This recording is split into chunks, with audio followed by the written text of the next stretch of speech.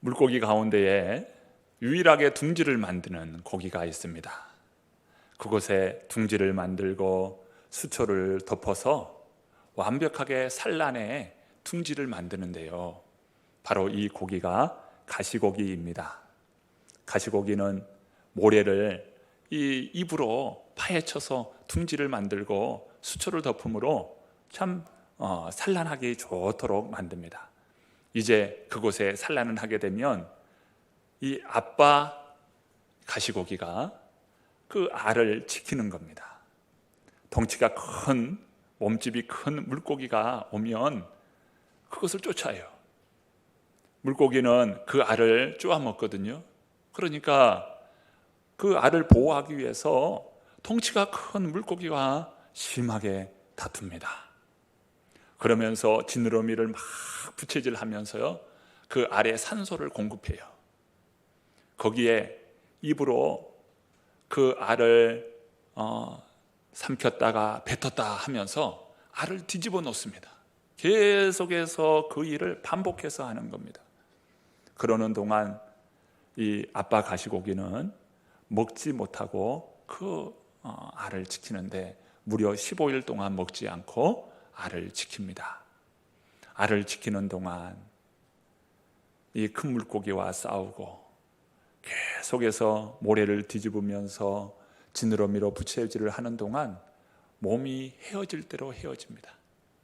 먹지를 못하면서 헤어지고 여러 상처로 헤어지는 거예요.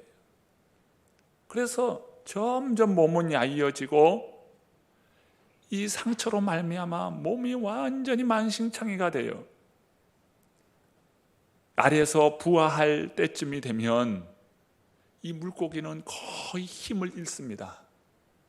마지막 있는 힘을 쥐어짜서 그 물고기를 지키다가 결국 죽고 맙니다. 그러는 동안 알에서 부화해서 치어들이 나와요. 치어들이 나오면 이 치어들은 영문도 모른 채 무심하게 그 아빠 물고기의 살을 뜯어 먹으면서 성장합니다. 가시고기 치어는 참 그 아버지의, 아빠의 그 희생적인 사랑을 힘입어서 성장하게 되는 것이죠. 이것이 바로 가시고기의 모습입니다. 이런 헌신적인 부성애를 통해서 가시고기는 90% 이상이 부화한다고 합니다. 하나님은 우리를 그런 사랑으로 사랑해 주셔요. 하나님은 친히 독생자 예수 그리스도를 우리를 위해서 내어놓으셨죠. 하나님의 아들로 메시아로 이 땅에 오셔서 말구이에 오시고 최후 십자가에서 참 죽으시면서 살과 피를 다 내어놓는 사랑으로 우리를 사랑해 주셨습니다. 우리는 예수 그리스도를 통하여서 구원을 받게 되었습니다. 요한복음 3장 15절과 16절 말씀은 다음과 같이 우리에게 말씀해 줍니다. 이는 그를 믿는 자마다 영생을 얻게 하려 하심이니라. 하나님이 세상을 이처럼 사랑하사 독생자를 주셨으니 이는 그를 믿는 자마다 멸망하지 않고 영생을 얻게 하려 하심이니라. 믿음의 놀라운 축복이죠. 우리가 예수 그리스도를 믿었을 뿐인데 그 믿음으로 말미암아 우리에게 영생을 주십니다. 구원의 은혜를 주시는 거예요. 이것이 바로 믿음의 법칙이에요. 우리가 예수 그리스도를 믿었더니 그 믿음으로 말미암아 영생의 은혜를 주시고 구원의 은혜를 주신다, 이 말입니다. 우리 모든 성도님들은 예수 그리스도를 믿는 거룩한 성도임을 믿습니다. 아멘 하십시오. 우리가 예수 그리스도를 믿음으로 말미암아 구원을 받게 되었어요. 그런데 구원의 은혜는 여기에 머물러 있지 않습니다. 구원받은 하나님의 자녀는 이제 그 구원의 은혜 속에서 축복의 문이 열리고 축복의 삶을 살게 됩니다. 여러분, 이 축복의 은혜를 여러분 믿음으로 받으십시오. 나의 것으로 받으십시오. 구원받은 하나님의 자녀들은 참 놀라운 우리 주님의 은혜의 축복을 받게 되어 있어요. 이것을 오늘 영적인 비밀을 깨닫고 우리 모든 성도님들은 그 축복의 삶이 되기를 바랍니다. 이스라엘 백성들은 애굽에서 400년 동안 노예 생활을 했어요. 그런데 하나님의 전적인 은혜 가운데에 모세를 통하여 이스라엘은 출애굽하게 됩니다. 이 출애굽 사건은 구원의 사건인 거예요. 노예 사건에서, 노예 신분에서 이제 자유의 몸으로 구원을 입은 겁니다. 구원받은 이스라엘 백성들은 이제 광야 40년을 거치면서 약속의 땅 가나안 땅에 들어가게 돼요. 그 가나안 땅에 들어감으로 인하여서 그들은 이제 가나안 땅을 통하여 주시는 축복을 누리게 됩니다. 이러한 과정을 잘 보여주시는 말씀이 있는데 그 느헤미야서 9장의 말씀입니다.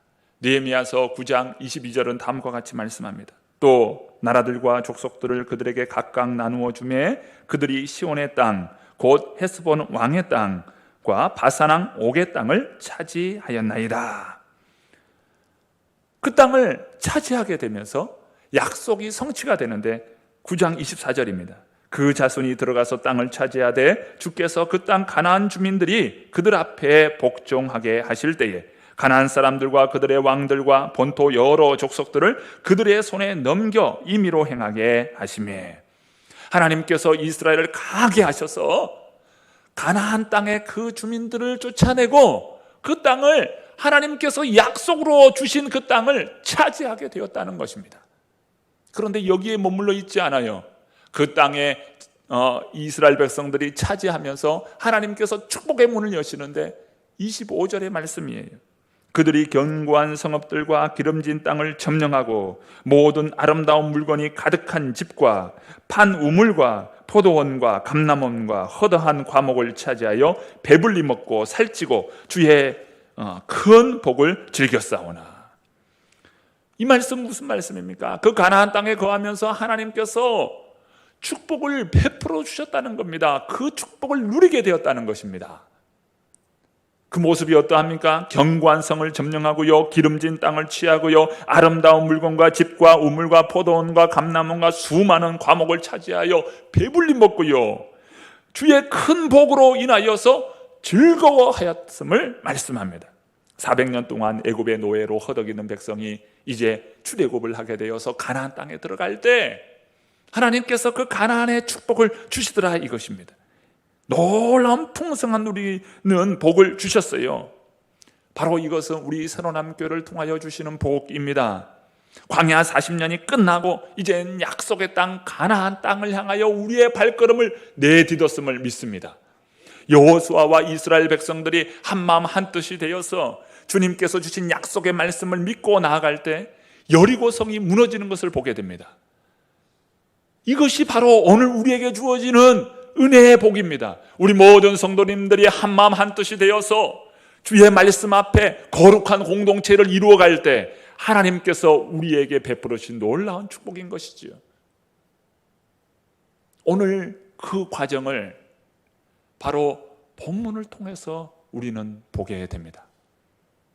오늘 본문은 예루살렘의 시대가 막을 내리고 이제는 세계 선교의 새로운 막이 열리는 모습을 오늘 본문을 통해서 봅니다. 그 가운데 바로 안디옥 교회가 있는 것이지. 예루살렘 교회의 막이 내리고 새로운 안디옥 교회의 시대가 열리는 것이죠. 하나님께서는 선교사를 파송하기 위해서 여러 지도자들을 불러주십니다. 오늘 본문에 5명의 지도자의 모습이 나옵니다. 5명의 지도자를 소개하고 있는데요, 오늘 본문 말씀 1절 말씀 함께 읽어봅니다. 함께 읽습니다. 안디옥 교회의 선지자들과 교사들이 있으니 곧 바나바와 니게르라 하는 시몬과 구레네 사람 루기오와 분봉왕 헤롯의 젖동생 마나엔과 및 사울이라. 5명의 지도자를 소개하고 있어요. 그 지도자 중에 첫 번째는 바나바입니다. 바나바는 어떤 사람입니까? 이미 우리 사도행전을 통해서 알고 있죠. 바나바는 구브로 출신의 레위 지파에 해당되는 사람입니다. 그러니까 이 바나바는 정통 유대인인 거예요. 레위 지파에 있는 정통 유대인, 그는 착한 사람으로서 성령과 지혜가 충만한 사람이라고 했어요. 구제와 선교를 위해서 많은 사람들에게 칭찬을 받는 착한 사람이었고요, 그는 성령과 지혜가 충만한 사람입니다. 외적으로는 착한 사람이고요, 내적으로는 성령과 지혜가 충만한 사람이었어요. 특별히 이 사울이 이 회심의 사건을 경험하잖아요. 그런데 이 많은 성도들 앞에 이 사울은 위협적인 사람이었어요. 성도들이 교제를 꺼리고 두려워했을 때에 중재자 역할을 했던 사람이 바나바입니다. 그러면서 자신이 중보자가 되어서 이 성도들과 화해시키는 역할을 했던 사람이 바로 바나바입니다. 뿐만 아니라 사울은 이 고향 이 다소에 머물러 있을 때 바나바가 그 사울을 데려가서 안디옥에 함께 동역하도록 사역의 길을 열어줬던 사람이 바나바입니다. 그럼 바나바가 안디옥 교회의 지도자인 거예요. 두 번째 사람 소개하고 있는데 니게르라고 하는 시므온입니다. 시므온. 그런데 니게르라고 하는 이 말은요, 검다라고 하는 말이에요. 검다. 무엇이 검었을까요? 피부가 검은 겁니다. 자, 피부가 검은 사람을 어떤 사람이라고 합니까? 흑인이다라고 말하죠. 흑인. 이 니게르는 바로 흑인을 나타냅니다. 흑인 시므온이에요. 그런데 시므온은 이게 유대식 이름이거든요. 아마도 학자들은 이 사람은 에티오피아 출신의 사람이었는데 훗날 유대인으로 개종한 사람으로 이해합니다. 또 어떤 사람은 이 사람이 예수님의 그 십자가를 지셨을 때에 함께 했던, 예수님의 십자가를 지셨던 바로 알렉산더와 루포의 아버지 구레네 사람 시몬이 아니냐, 이렇게 말하는 사람도 있어요. 어찌하든 간에 이 사람은 흑인이었어요. 사실 이 미국도요, 노예 제도가 폐지된 지가 얼마 되지 않아요. 근세기에 일어났던 일입니다. 흑인 제도가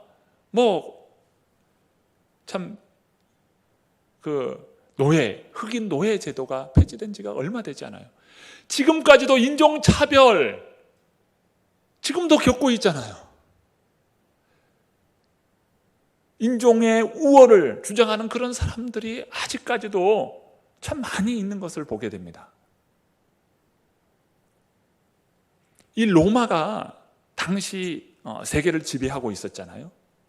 지금 로마 사회 아닙니까? 지금 성경이 쓰여지는 그 배경이 로마 사회인데요, 로마 사회 안에서도 이 흑인은 종으로 부렸어요. 그러면 유대인들은 어떠합니까? 유대인은요, 선민사상으로 아주 심한 인종차별주의자들이에요. 유대인들이 아닌 이방인은 개와 돼지처럼 여겼던 그런 사람들이 유대인들이거든요. 그런데 이 시므온은 참 안디옥 교회 지도자가 되어 있는 거예요.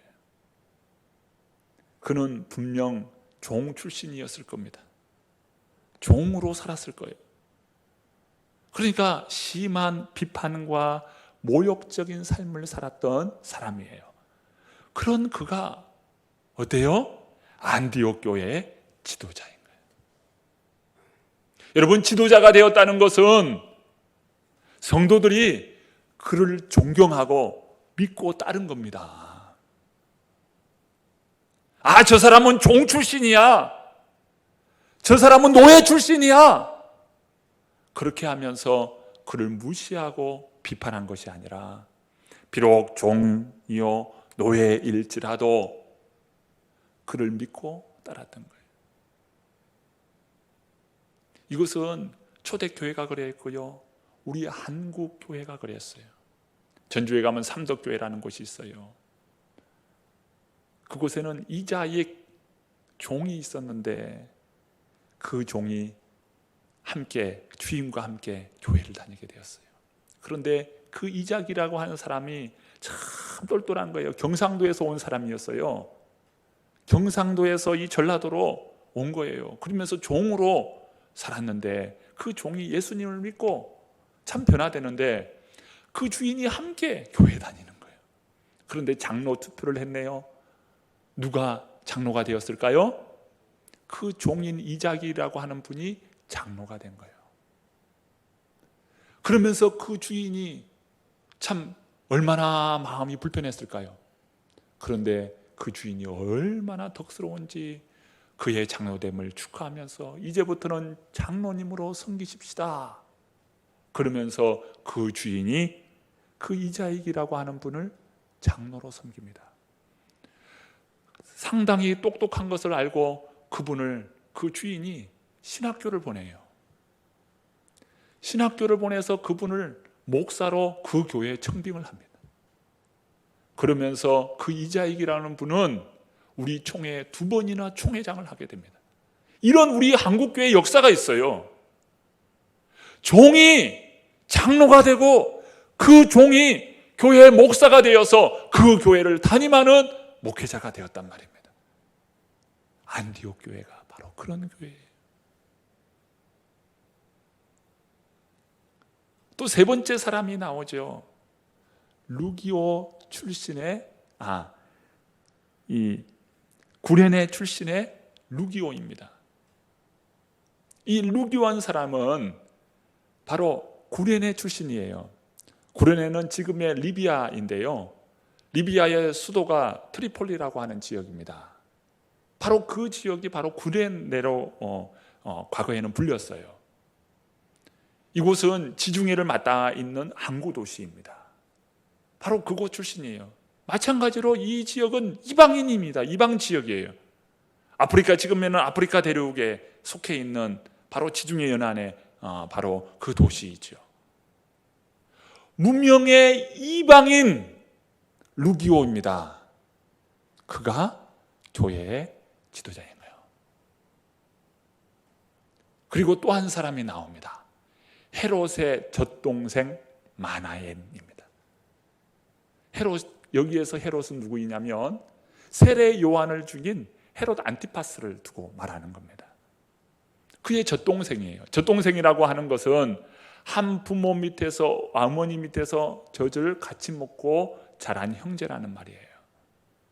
그리고 또 한편으로 이걸 확대하여 해석하면 어릴 때부터 중마고우로 자랐다, 이런 표현이기도 해요.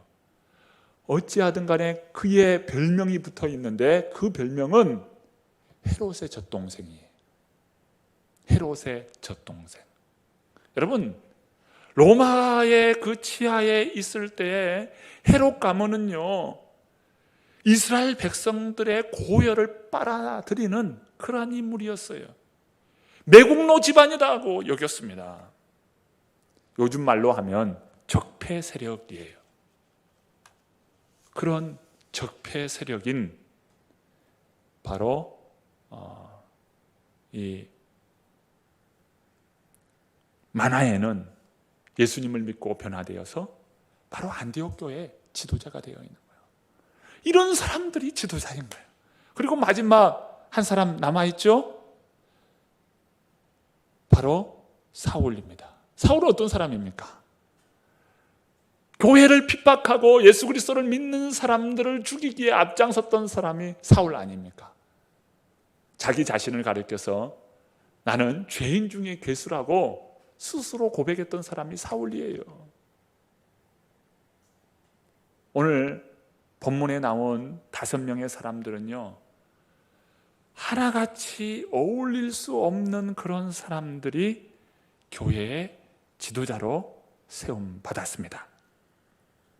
바나바, 사울, 그리고 여러 이런 지도자들. 참 이러한 사람들이 한 그룹 안에서 하나가 될 수 없는 거의 불가능에 가까운 이러한 사람들이 하나가 된 거예요. 노예 출신인 흑인 시므엔, 또 문명의 이방인 루기오, 불의의 적폐 세력 마나헨, 여러분, 이러한 사람들은 교회 홍보로서 세운 지도자가 아니에요. 성령께서 바나바와 바울을 따로 세우라 라고 말씀합니다. 따로 세웠어요. 그리고 그들을 세계 선교를 위해서 파송하는 거예요. 그리고 안디옥 교회는 이 남은 세 사람을 통하여서 그 안디옥 교회가 계속해서 거룩함으로 또 성장하는 그런 교회가 되어서 세계 선교를 이바지하는 그런 교회로 안디옥 교회가 세워져 나갑니다. 그저 얼굴마담, 얼굴을 내비칠 그런 인물로 이 세 사람 세운 것이 아니에요. 이들은 교회의 권위에 따라서 주님께서 부여한 그 직분을 정말 귀하게 여기면서 그 직분을 가지고 교회를 사역하는 아름다운 주님의 종들이었어요. 한마디로 안디옥 교회는 세상이라면 결코 함께 어울릴 수 없는 사람들이 예수 그리스도 안에서 하나가 되어서 주님의 교회를 잘 받들어 섬기는 그러한 교회가 되었습니다. 참으로 놀라운 일이지요. 철저한 계급사회와 신분사회가 보장되어 있던 그런 로마 제도 안에서 혁명적인 그러한 일을 이루고 있습니다. 남자와 여자가 그리스도 안에서 동역하고요, 종과 주인이 그리스도 안에서 한 형제가 됩니다. 그리고 유대인과 이방인이 한 형제가 되는 거예요. 종이나 자유인이나 그리스도인이나 헬라인이나 야만인이나 이들이 다 그리스도 안에서 하나가 되어서 주님의 몸을 이루고 있는 거예요. 어떻게 이게 가능한 일입니까? 이들 모두는 다 차별 없이 대우하시는 그리스도를 바라본 거예요. 차별 없이 대우하는 그리스도를 바라보면서 철저히 그 그리스도의 종됨을 고백하고 인정하고 종됨으로 살아간 겁니다. 그렇기 때문에 각자 신분이 다르고 처지가 다르고 환경이 다르고 배경이 다를지라도 어때요? 그리스도 안에서 한 몸이 된 것이죠. 요한복음 17장에 보면은 예수님께서 잡히시기 전에 대제사장적 기도를 하나님께 올려드리는데요, 그 기도의 핵심이 무엇이냐면 바로 제가 읽는 이 말씀을 통해서 보고자 합니다. 요한복음 17장 11절의 말씀입니다. 나는 세상에 더 있지 아니하오나 그들은 세상에 있사옵고 나는 아버지께로 가옵나니 거룩하신 아버지여 내게 주신 아버지의 이름으로 그들을 보존하사 우리와 같이 그들도 하나 되게 하옵소서. 예수님은요, 교회 모든 성도들이, 모든 구성원들이 하나 되기를 위하여 기도하고 계셔요. 각자 다른 모습으로 성장하고 다른 배경을 가지고 있고 각각 다른 참 지식을 가지고 있을지라도 그리스도 안에서 하나 되기를 위하여 주님은 기도하고 계십니다. 예수님의 기도는 이질적인 이방인들로 구성된 안디옥 교회에 놀랍도록 그 기도가 이루어지는 것을 봅니다. 생각해 보십시오. 안디옥 교회가 하나가 되었다면 지구상에 그 어떤 교회가 하나 되지 못할 교회가 있겠습니까? 정통 유대인 바나바, 흑인 노예였던 시므온, 무명의 이방인 루기오, 불의한 매국노 출신 마나헨, 또 교회의 대적자였던 사울이 한데 모여서 이 안디옥 교회를 이루고 있어. 그들은 살아온 배경이 다르고 생각이 다르고 삶의 방식이 다르고 또 지식 또한 수준이 너무도 달랐어요. 그렇다면 이들 간에 문화적인 충돌 없었을까요? 사회적인 충돌이 없었을까요? 교육적인 충돌이 없었을까요? 사상적인 그런 충돌이 없었을까요?